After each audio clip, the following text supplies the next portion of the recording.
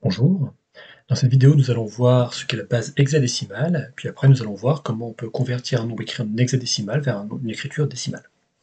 Donc déjà une base, ça va te donner le nombre de symboles utilisables pour représenter un chiffre. Donc quand on parle de base hexadécimale, dans hexadécimal on trouve le nombre 16, donc ça veut dire qu'on va utiliser 16 symboles. Donc au niveau de ces symboles-là, naturellement on va déjà prendre les 10 symboles de la base décimale, donc 0 à 9.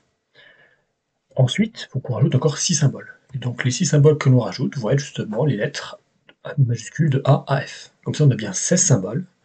Et à partir de là, on va pouvoir écrire justement des mots quelque part, qui vont correspondre à des chiffres, où on va utiliser simplement ces 16 symboles, donc ces 10 chiffres habituels, et ces 6 lettres. Donc là, vous avez l'exemple de différents mots, entre guillemets, qu'on peut écrire avec. Maintenant on a vu justement ce qu'était justement un chiffre hexadécimal, on va voir comment on va pouvoir convertir ces chiffres-là en valeurs décimales. Donc évidemment, si on a un symbole qui est 0 à 9, la valeur décimale qu'on va lui mettre, ça va être la même valeur décimale. Ensuite, si on a la valeur A, A, on va prendre la suite. A, quelque part, a été mis tout à l'heure à la suite de 9. Donc la valeur décimale qui suit 9, c'est 10. C'est la raison pour laquelle après A, on va mettre 10. Enfin, A correspondra à la valeur 10. Ensuite, le chiffre B correspondra à la valeur 11. Le chiffre C à la valeur 12. D 13, E 14 et F 15. On va bien ici de 0 à 15, donc on a bien 16 valeurs. Donc voilà les correspondances entre les valeurs des chiffres hexadécimaux vers les valeurs décimales. Ensuite, si on va vouloir convertir justement un nombre qui est initialement en base 16. Donc ici, 2b6, on a un nombre dans la base, écrit dans la base hexadécimale.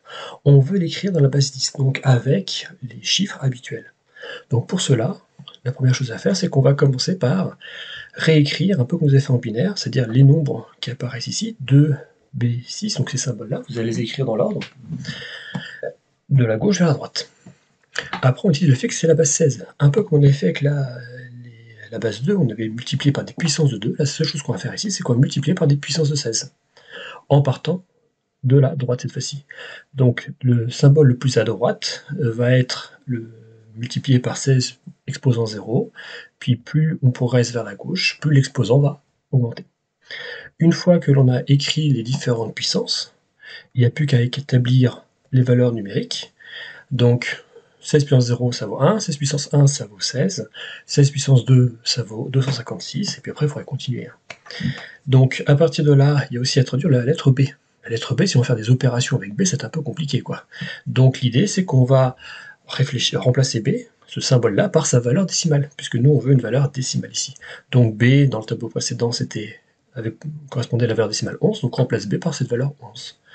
Maintenant, ici, qu'on n'a plus que des nombres, il suffit de finir le calcul. On trouve comme ça la valeur 694.